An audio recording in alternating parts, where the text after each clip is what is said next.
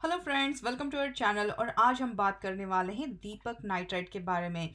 बहुत ही अच्छी कंपनी है, फंडामेंटल्स भी बहुत अच्छे हैं। कंपनी ने ईयर ऑन ईयर बेसिस पे यहाँ पे ग्रोथ भी बहुत अच्छी दिखी है, लेकिन ये जो स्टॉक है ये यहाँ पे कंटिन्यूसली पिटते हुए नजर आ रहा है। आज की इसकी लेटेस्ट क्लोजिंग है 1830.65 पे। कमोडिटी केमिकल सेक्टर से ये बिलोंग करता है। पीई रेशियो है इसका 33.64, जो कि थोड़ा ज़्यादा है सेक्टर पीई से अगर हम कंपेयर करें तो, जो है 22.98 का। कंपनी के फाइनेंशियल्स की अगर हम बात करें तो 2018 से लेके 2021 तक टोटल रेवेन्यू यहाँ पे बहुत अच्छे इंप्रूव हुए हैं। नेट इनकम बहुत ज़्यादा बढ़ गया है। ईपीएस में भी 5.92 से बढ़कर हो गया 56.88। कंपनी ने ईयर ऑन ईयर बेसिस पे बहुत ही अच्छा परफॉर्मेंस दिखाया है। अब यहाँ पे जानते हैं क्या हो रहा है जिसकी वजह से दीपक नाइट्राइट की बहुत ज़्यादा पिटाई हो रही है। तो सबसे पहले हम देखते हैं ऑयल प्राइसेस के बारे में। ऑयल प्राइसेस जो है ये यहाँ पे रिकॉर्ड हाई स्तर जो है वो छू रही है। लेटेस्ट ये इसके प्राइस अगर हम देखें तो वो हो गए हैं अभी $113 पर बैरल, जो कि बहुत ज़्यादा हाई हुए अगर हम रिसेंट प्राइसेस की अगर बात करते हैं तो। अब ये जानते हैं कि ऑयल प्राइसेस, जो क्रूड ऑयल जिस तरीके से बढ़ रहा है, उसका और दीपक नाइट्राइट का क्या कोरिलेशन है। तो देखिए यहाँ पे डिटेल में जानते हैं। 23 की न्यूज़ है जहाँ पे इन्होंने बताया कि falling crude price pulls down Deepak Nitrites revenue. मतलब अगर क्रूड ऑयल के प्राइसेस अगर नीचे जाते हैं तो दीपक नाइट्राइट के रेवेन्यूज भी नीचे जाएंगे। लेकिन अभी तो ऑयल प्राइसेस बहुत बढ़ गए हैं, दीपक नाइट्राइट अभी भी नीचे क्यों जा रहा है वो भी हम डिटेल में जानेंगे। तो देखिए यहाँ पे उन्होंने बताया है कि कंपनी का जो नेट प्रॉफिट था वो 12% से ऊपर था, लेकिन कंपनी के जो रेवेन्यूज थे 9% से गिर गए। अब यहाँ पे उन्होंने, मतलब जो दीपक मेहता है वाइस चेयरमैन यहाँ पे और मैनेजिंग डायरेक्टर दीपक नाइट्राइट के, उन्होंने बताया है कि जैसे ही यहाँ पे इंटरनेशनल प्राइसेस जो क्रूड ऑयल के यहाँ पे भारी गिरावट अगर दिखाई देती है तो पूरे इस चेन में अनसर्टनिटी छा जाती है और उसी की वजह से इनके जो प्रोडक्ट की डिमांड है वो घटते हुए दिखाई देती है। और एज अ रिजल्ट इनका Q3 का जो रिजल्ट था वो अच्छा नहीं आया। यहाँ पे उनको नेट प्रॉफिट तो अच्छा था लेकिन रेवेन्यूज उनके घटते हुए दिखाई दिए। उसी के साथ इन्होंने ये भी बताया कि ओवरऑल बेसिस पे इनको जो ये बिजनेस है बहुत अच्छा दिख रहा है और ये बहुत कॉन्फिडेंट है कि इनके जो वॉल्यूम्स हैं, इसकी वोलेटिलिटी ये गोइंग फॉरवर्ड स्टेबलाइज हो जाएगी। और कंपनी की जो ग्रोथ है, जो कि इनके दहेज फैसिलिटी जो इनका प्लांट है और उसी के साथ उनका अपकमिंग फिनॉल प्रोजेक्ट है, इसके चलते हुए यहाँ पे फाइनेंशियल रिजल्ट इसके सुधरते हुए दिखाई दे सकते हैं। कंपनी ने यहाँ पे प्लान भी किया है कि ये रेज करने वाले हैं 200 crore by QIP of equity shares. Second news जो है वो है 25 की, जहाँ पे दीपक नाइट्राइट ने बताया कि 9% यहाँ पे मार्जिन डिसअपॉइंटमेंट दिखाई दी गई है क्वार्टरली रिजल्ट में। और यहाँ पे उन्होंने डिटेल में बताया है कि इनकी जो शार्प रिडक्शन हुए फाइनेंस कॉस्ट में और इसी के चलते हुए इनके जो हाई कॉस्ट डेप्ट है वो रीपेमेंट के लिए इनको थोड़ा प्रेशर दिखाई दिया है। कंपनी ने यहाँ पे बताया कि जो ऑपरेटिंग इन्वायरमेंट चैलेंजेस हैं ये कंपनी ने फेस किए हैं, जिसमें कि rising cost of supply input और उसी के साथ रॉ मटेरियल प्राइसेस यहाँ पे कंटिन्यूसली बढ़ रहे हैं, जिसमें कि इंक्लूड करते हैं पावर और फ्यूल। मतलब ये जो रॉ मटेरियल के प्राइसेस ये बढ़ रहे हैं, इसकी वजह से कंपनी के मार्जिन में भी यहाँ पे प्रेशर आ रहा था। दीपक नाइट्राइट के फाइनेंशियल्स डिटेल में देखें तो देखिए यहाँ पे इनकी जो सेल्स ग्रोथ है ये बिलो 5% है। नेट प्रॉफिट मार्जिन जो है 15% से भी ज्यादा दिखाई दे रहा है, जो कि इंप्रूवमेंट है। टैक्स पे आउट रेशियो 25% से भी ज्यादा है।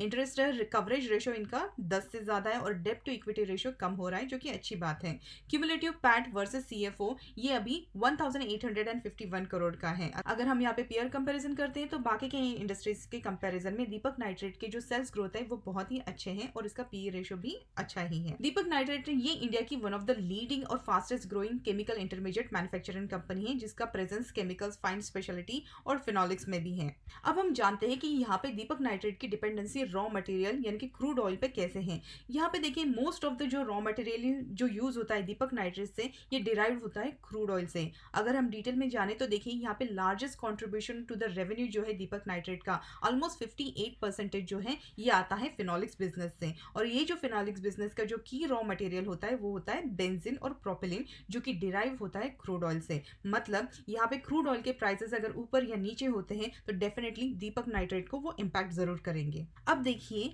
दीपक नाइट्राइट का जो रॉ मटेरियल क्रूड ऑयल है, सिर्फ इसी के ऊपर इनका जो परफॉर्मेंस है वो डिपेंडेंट नहीं है, उसी के साथ यहाँ पे जो कस्टमर की डिमांड है उसके ऊपर भी ये डिपेंड है। अब कस्टमर की जो डिमांड है वो लिंक्ड है क्रूड ऑयल के प्राइसेस के साथ। यहाँ पे उन्होंने बताया कि बहुत सारे जो कस्टमर होते हैं वो अपना परचेज जो दीपक नाइट्राइट से करते हैं वो यहाँ पे घटा देते हैं अगर क्रूड ऑयल के प्राइसेस जो है कम हो गए तो, क्योंकि ये लोग अपना इन्वेंटरी लॉसेस जो होते हैं उसको मिनिमाइज करना चाहते हैं। मतलब देखिए क्रूड ऑयल के प्राइसेस कम हो गए तो इनके जो कस्टमर हैं उनकी डिमांड कम हो जाएगी। अगर इनकी डिमांड, प्रोडक्ट की डिमांड अगर कम हो गई तो डेफिनेटली इनके नेट सेल ज़्यादा नहीं होंगे। नेट सेल अगर ज़्यादा नहीं हुआ तो उनको प्रॉफिट मार्जिन भी नहीं होगा।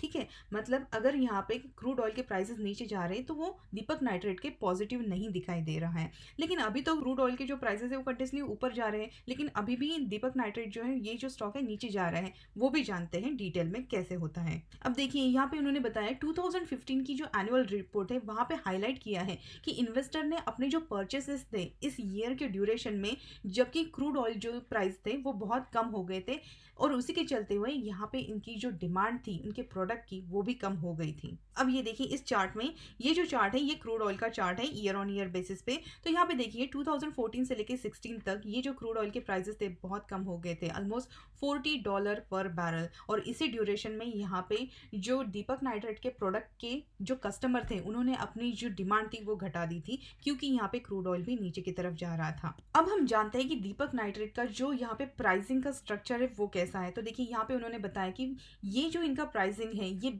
फॉर्मूला बेस्ड प्राइसिंग है ऑफ एंड प्रोडक्ट, और उसी के साथ जो रॉ मटेरियल होते हैं इसका भी यहाँ पे फॉर्मूला बेस्ड होता है। मतलब जैसे मार्केट में वोलेटिलिटी रहेगी, क्रूड ऑयल रहे या रॉ मटेरियल या फिर इनकी जो प्रोडक्ट की प्राइसिंग रहेगी, ये इस वोलेटिलिटी के ऊपर रहेगी, और उनकी जो यहाँ पे प्राइसिंग है वो भी कंटिन्यूसली चेंज होती रहेगी, जैसे यहाँ पे जो रॉ मटेरियल के प्राइस ऊपर या नीचे जाते हैं उसके हिसाब से। तो देखिए यहाँ पे जो इन्वेस्टर हैं इन्होंने ये नोटिस किया है कि इनको मल्टीपल इंस्टेंसेस पे कंपनी ने इंटीमेट किया है, इनके जो शेयर होल्डर हैं उनको, कि इसकी जो प्राइस अरेंजमेंट है जो कि कस्टमर और उसके सप्लायर के लिए है वो फॉर्मूला बेस्ड है, जो कि रेगुलर रिवीजन होती रहेगी इन प्राइसेस की। तो देखिए यहाँ पे अगर क्रूड ऑयल के प्राइसेस अगर बढ़ जाते हैं तो इनकी जो रॉ मटेरियल की कॉस्ट है वो भी बढ़ जाएगी, और अगर रॉ मटेरियल की कॉस्ट अगर बढ़ती है तो इनकी जो प्रोडक्ट्स हैं उसकी सेलिंग प्राइसेस भी ये बढ़ा सकते हैं। मतलब इनका जो प्रॉफिट मार्जिन है ये आराम से यहाँ पे प्रोटेक्ट कर सकते हैं। अगर रॉ मटेरियल बढ़ रहा है, क्रूड ऑयल बढ़ रहा है, कोई बात नहीं, ये लोग उसको अकोमोडेट कर सकते हैं, और अपना जो भी यहाँ पे मार्जिन पे जो प्रेशर आ रहा है वो आसानी से अपने जो कस्टमर है, जो कंज्यूमर है, उनको इजीली वो पास ऑन कर सकते हैं, क्योंकि यहाँ पे इनका जो सेल है वो फॉर्मूला बेस्ड है। मतलब ये लोग अपने इन्वेस्टर और जो कंज्यूमर हैं दोनों को ही इंटीमेट करते रहते हैं कि as per the crude oil prices इनकी जो प्रोडक्ट की प्राइसेस है वो वोलेटाइल रहेगी, और ये इसको रिवीजन देते रहेंगे, और प्राइसेस जो है वो कंटिन्यूसली चेंज होती रहेगी बेस्ड ऑन वोलेटिलिटी।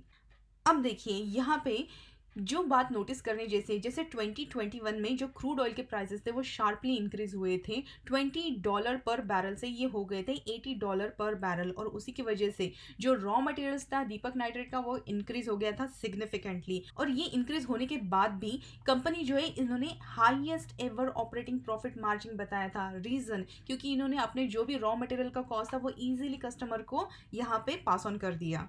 तो देखिए यहाँ पे जैसे कि आप देख रहे हैं 2020 यहाँ पे ऑलमोस्ट $20 पर बैरल यहाँ पे क्रूड ऑयल था, और वो शार्प इंक्रीज हुआ अप टू $80 पर बैरल। और यहाँ पे ही देखिए अगर हम यहाँ पे दीपक नाइट्रेट का चार्ट देखते हैं तो देखिए यहाँ पे दीपक नाइट्रेट के चार्ट में 2020 से लेके 2021 में क्या शार्प रैली दिखाई दी है इसके स्टॉक में। तो क्या हमें यहाँ पे घबराना चाहिए, क्योंकि क्रूड ऑयल के प्राइसेस तो बढ़ रहे हैं लेकिन दीपक नाइट्रेट का जो स्टॉक है वो नीचे की तरफ जा रहा है। तो चलिए देखते हैं आगे कि ये क्या इतना सिंपल है जितना कि सिंपल हमें दिखाई देता है, क्योंकि देखिए यहाँ पे ऐसे भी इंस्टेंसेस हैं जहाँ पे ये जो क्रूड ऑयल है ये बढ़ गया है, लेकिन कंपनी जो है अपना जो सेल है वो इंक्रीज नहीं कर पाई despite of significant increase in the volume.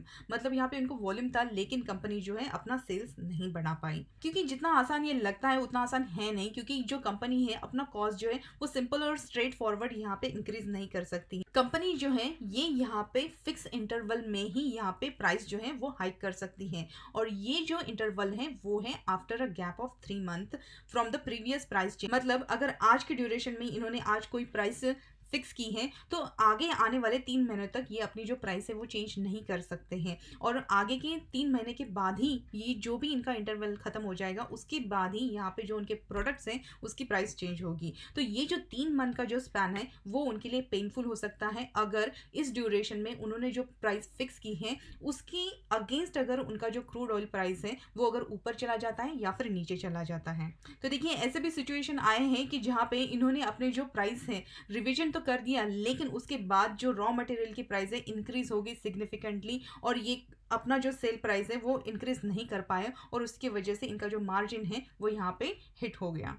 जैसे कि उन्होंने यहाँ पे बताया कि 2012 में कंपनी ने सफ़र किया इसकी प्रॉफिटेबिलिटी, क्योंकि ये जो अपने प्राइसेस थे ये अपने कस्टमर को रॉ मटेरियल के जो प्राइसेस इंक्रीज हुए थे वो पास ऑन नहीं कर पाए। तो देखिए 2012 में क्या हुआ था। तो 2012 में यहाँ पे जो प्राइसेस हैं वो तो कंटिन्यूसली यहाँ पे बढ़ गए, लेकिन यहाँ पे अगर उन्होंने इस जगह पे अगर $80 पर बैरल के आसपास अगर उन्होंने अपने जो प्राइसेस है वो फिक्स कर दिए, तो उसके बाद भले ही क्रूड ऑयल यहाँ पे इंक्रीज हुआ, वो अपने 3 महीने तक अपने जो प्राइसेस है वो रिवाइज नहीं कर पाते और उसी की वजह से उनकी जो प्रॉफिटेबिलिटी है यहाँ पे बहुत ज़्यादा प्रेशर आया और यहाँ पे उनको थोड़ा बहुत लॉस भी सहना पड़ा। अब हम यहाँ पे देखते हैं दीपक नाइट्रेट का जो एक्सपेंस है उसका यहाँ पे एनालिसिस। रॉ मटेरियल देखिए 2012 की अगर हम बात करते हैं तो 67% का रॉ मटेरियल एक्सपेंडिचर होता था।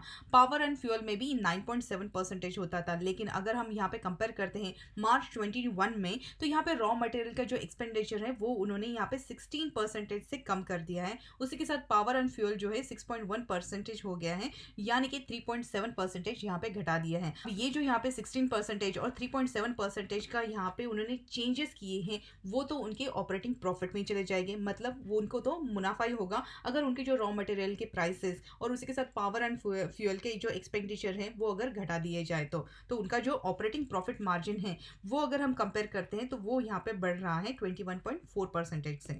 अगर हम यहाँ पे ओवरऑल दीपक नाइट्रेट के एनालिसिस करें तो देखिए ये जो कंपनी है इसकी जो फास्ट ग्रोइंग रेट है वो है 21% ईयर, अगर हम लास्ट 10 ईयर्स का कंपैरिजन करते हैं तो। और ये जो कंपनी है इसने बहुत ही अच्छा प्रॉफिटेबिलिटी दी है अपने इन्वेस्टर को। यहाँ पे उसका ऑपरेटिंग प्रॉफिट मार्जिन जो है वो यहाँ पे इंक्रीज हुआ है 7% से लेके 29% तक 2012 से लेके 2021 में।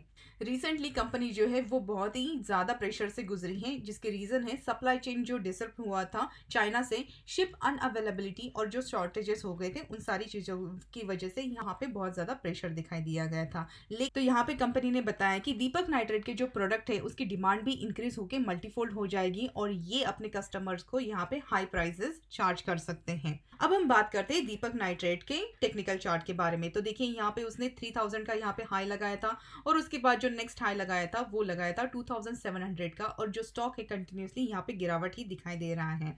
अब अगर हम यहाँ पे नोटिस करते हैं ये जो सपोर्ट ट्रेंड लाइन मैंने बनाई है उसका ऑलरेडी ब्रेकडाउन हो चुका है और स्टॉक जो है वो नीचे की तरफ जा रहा है। अब जैसे कि यहाँ पे ये एक जो पैटर्न है वो एक एम पैटर्न बनाता है जिसकी यहाँ पे नेक लाइन जो है वो ब्रेक हो गई है। अब अगर हम शॉर्ट ड्यूरेशन में देखते हैं तो यहाँ पे एक हेड एंड शोल्डर का पैटर्न भी बनता है जिसका ये जो नेक लाइन है, मतलब जो हमारे लेवल्स थे 2000 के, ये भी ब्रेक हो गए हैं और स्टॉक जो है यहाँ पे गिरावट दिखाई दे रहा है। अब हमारे पास जो नेक्स्ट सपोर्ट है वो है ये ट्रेंड लाइन सपोर्ट का, जिसकी वैल्यू है अभी 1700 के आसपास। मतलब अगर ये स्टॉक यहाँ से गिर के भी आता है तो भी हमारे पास यहाँ पे इसने अच्छा बेसलाइन बनाया है जो कि एक बहुत अच्छी बाइंग अपॉर्चुनिटी रहेगी नए इन्वेस्टर के लिए। अब जैसे कि हमने ऑलरेडी हमारे वीडियो में डिस्कस किया है कि क्रूड ऑयल के प्राइसेस अगर बढ़ते हैं तो यहाँ पे जो दीपक नाइट्रेट का इनपुट कॉस्ट है रॉ मटेरियल वो बढ़ जाएगा, और अगर ये बढ़ता है तो उसके बाद ये जो अपना बढ़ा हुआ प्राइस है रॉ मटेरियल का जो एक्सपेंडिचर है ये इजीली पास ऑन कर सकते हैं अपने कस्टमर को। लेकिन इसका भी एक स्पेसिफिक इंटरवल होता है, यानी कि 3 मंथ्स के बाद ही वो अपना प्राइस जो है वो रिवाइज कर सकते हैं। तो जैसे कि आप जानते हैं कि क्रूड ऑयल के प्राइसेस लास्ट 1 से 2 मंथ में बहुत ही ज़्यादा तेज़ी के साथ यहाँ पे बढ़ते हुए दिखाई दिए हैं। अब जैसे ही दीपक नाइट्रेट एज ए कंपनी अपने जो प्राइसेस है प्रोडक्ट्स के 3 मंथ्स के बाद यहाँ पे रिवाइज करके अगर प्राइस रेट चेंज करती है तो उसके बाद हमें दीपक नाइट्रेट का जो ऑपरेटिंग प्रॉफिट है यहाँ पे भी बहुत अच्छी बढ़त दिखाई दे सकती है। और जैसे कि हमने ऑलरेडी डिस्कस किया है कि जब क्रूड ऑयल के प्राइसेस घटते हैं तो इनकी डिमांड घटती है, लेकिन अब जो क्रूड ऑयल के प्राइसेस बढ़े हैं तो इनकी जो डिमांड है वो भी बढ़ेगी। डिमांड बढ़ेगी, उसी के साथ ये अपने जो प्राइसेस है वो भी बढ़ाएंगे, और अगर प्राइसेस बढ़ाएंगे तो आने वाले फाइनेंशियल ईयर में हमें अच्छे यहाँ पे रिजल्ट आते हुए भी दिखाई दे सकते हैं। तो लॉन्ग टर्म का व्यू यहाँ पे रखते हुए जो नए इन्वेस्टर हैं उन्होंने यहाँ पे अगर उनको दीपक नाइट्रेट जैसा स्टॉक 1700 के आसपास अगर यहाँ पे मिलता है तो ये बहुत ही अच्छी बाइंग अपॉर्चुनिटी रहेगी, क्योंकि कंपनी के जो फंडामेंटल्स है बहुत अच्छे हैं, ग्रोथ भी कंपनी ने बहुत अच्छी दिखा रही है। और उसी के साथ अगर हम बाकी कंपनी से इसकी जो पीयर इंडस्ट्री से उसके साथ कंपेयर करें तो दीपक नाइट्रेट बहुत ही फ्यूचरिस्टिक कंपनी यहाँ पे होती है। तो ये जो डिप है ये हम सब लोगों ने as a investor long term के हिसाब से यहाँ पे बाय ऑन डिप की स्ट्रैटेजी अपनाते हुए यहाँ पे दीपक नाइट्रेट को अपने पोर्टफोलियो में लॉन्ग टर्म के हिसाब से बाय बाय करने की ही यहाँ पे रिकमेंडेशन रहेगी। अब देखिए यहाँ पे ये जो मैंने ट्रेंड लाइन बनाई है ये एक रेजिस्टेंस का काम कर रही है, मतलब स्टॉक जितनी बार ये रेजिस्टेंस के आसपास जा रहा है वहां से सेलिंग प्रेशर क्रिएट करते हुए स्टॉक जो है वो नीचे की तरफ ही यहाँ पे जाते हुए दिखाई दे रहा है। अब अगर हमारा ये जो स्टॉक है, ये जो सपोर्ट ट्रेंड लाइन है, अगर ये सस्टेन करता है और उसी के साथ ये सस्टेन होने के बाद यहाँ पे ये जो हमारी रेजिस्टेंस ट्रेंड लाइन है इसका अगर ब्रेकआउट देता है तो उसके बाद हम ये सोच सकते हैं कि ये जो स्टॉक है यहाँ से रिवर्सल देने के चांसेस हैं। मतलब हमारा जो यहाँ पे 1800 का जो लेवल है इसे ब्रेक करना पड़ेगा और उसके बाद यहाँ से अप ट्रेंड यहाँ से कंटिन्यू हो सकता है, जिसके इमीडिएट जो टारगेट रहे वो रहेंगे 2000 के आसपास। तो देखिए अगर ये हमारा जो रेजिस्टेंस जोन है ये ब्रेक होता है तो उसके बाद हो सकता है स्टॉक जो है फिर से रीटेस्ट करे और उसके बाद फिर से एक बाउंस दे। लेकिन उसी के साथ हमें ये भी ध्यान देना है कि ये जो हमारा ट्रेंड लाइन सपोर्ट है ये ब्रेक नहीं होना चाहिए, क्योंकि अगर ये जो हमारा सपोर्ट है ये अगर ब्रेक होता है तो उसके बाद हमें शॉर्ट ड्यूरेशन में यहाँ पे 1500 के आसपास के भी लेवल दिखाई दे सकते हैं। जिस तरीके से मार्केट अभी नेगेटिव सेंटिमेंट्स की वजह से चल रहा है, रशिया और यूक्रेन के जो क्राइसिस है उसकी वजह से यहाँ पे बहुत ज़्यादा नेगेटिविटी आ गई है, तो शॉर्ट ड्यूरेशन में इस स्टॉक में और भी ज़्यादा पेन दिखाई दे सकता है। तो देखिए हमारे जो सपोर्ट ट्रेंड लाइन है उस पर ज़रूर नज़र रखिएगा। 1700 के अगर लेवल यहाँ पे सस्टेन होते हैं तो अच्छी बात है, उसके बाद अगर ये यहाँ से ब्रेकआउट भी देता है तो उसके बाद हम यहाँ से एक बुल रैली का एक्सपेक्टेशन करके चल सकते हैं। लेकिन अगर हमारे ये लेवल जो है ये अगर सस्टेन नहीं होते तो नीचे की तरफ 1500 के भी लेवल यहाँ पे ये जो स्टॉक है शॉर्ट ड्यूरेशन में ज़रूर दिखा सकता है। क्योंकि देखिए चार्ट पैटर्न अगर आप देखते हैं तो इसने ऑलरेडी यहाँ पे डबल टॉप या फिर एम पैटर्न बनाया है और इसकी जो नेकलाइन है इसका भी ब्रेकडाउन हो चुका है। और उसी के साथ यहाँ पे जो शॉर्ट ड्यूरेशन में अगर आप देखते हैं तो यहाँ पे एक हेड एंड शोल्डर का पैटर्न बना है और उसकी जो नेकलाइन है इसका भी ब्रेकडाउन हुआ है। तो अगर हम यहाँ पे टारगेट अगर देखेंगे तो ये जितना हाइट होता है हेड का उतना ही यहाँ पे नीचे की तरफ टारगेट होता है, जो कि ऑलमोस्ट 1500 के आसपास दिखाई दे रहा है। और जिस तरीके से मार्केट नेगेटिव है हो सकता है शॉर्ट ड्यूरेशन में ये जो टारगेट है वो अचीव भी हो जाए। तो इसीलिए जो नए निवेशक है उन्होंने इसमें तब तक बाय नहीं करना जब तक स्टॉक जो है वो स्ट्रेंथ नहीं दिखाता और ये जो हमारी रेजिस्टेंस ट्रेंड लाइन है उसका ब्रेकआउट देके यहाँ पे सस्टेन नहीं होता। ब्रेकआउट देने के बाद ये जब रीटेस्ट होता है तब नए निवेशक यहाँ पे एंट्री जरूर ले सकते हैं। अब जो निवेशक है उन्होंने ऑलरेडी यहाँ पे ऊपर के लेवल पे बाय करके रखा है और स्टॉक जो है नीचे की तरफ जा रहा है तो उन्होंने क्या करना चाहिए, उन्होंने तो यहाँ पे लॉन्ग टर्म के हिसाब से फिर होल्ड करना चाहिए। किसी भी स्टॉक में ज़्यादा क्वांटिटी लेके यहाँ पे बल्क डील ना करें, वही आपके लिए रिकमेंडेशन रहेगी, क्योंकि मार्केट जो है वो अभी बहुत ज़्यादा वोलेटाइल है। शॉर्ट टर्म के गेन के चक्कर में आप यहाँ पे बहुत ज़्यादा लॉस भी उठा सकते हैं, इसलिए अपना जो पोर्टफोलियो है वो लॉन्ग टर्म के हिसाब से ही निवेश कीजिएगा। अगर यहाँ पे बहुत बड़ा डिप मिलता है तो एक अपॉर्चुनिटी रहेगी नए निवेशक के लिए बाय करने की। तो ये तो रहा मेरा रिसर्च और एनालिसिस। अगर आपके व्यूज़ मेरे व्यू से अलग है तो हमें कमेंट सेक्शन में ज़रूर बताइएगा और कोई भी डिसीजन लेने से पहले अपनी तरफ से भी अपना रिसर्च करना मत भूलिएगा। अगर ये वीडियो आपको पसंद आया तो वीडियो को लाइक ज़रूर कीजिए, चैनल पे फर्स्ट टाइम है तो सब्सक्राइब करके बेल आइकन दबाना मत भूलिएगा और मिलते हैं हमारे अगले वीडियो में। Thank you so much.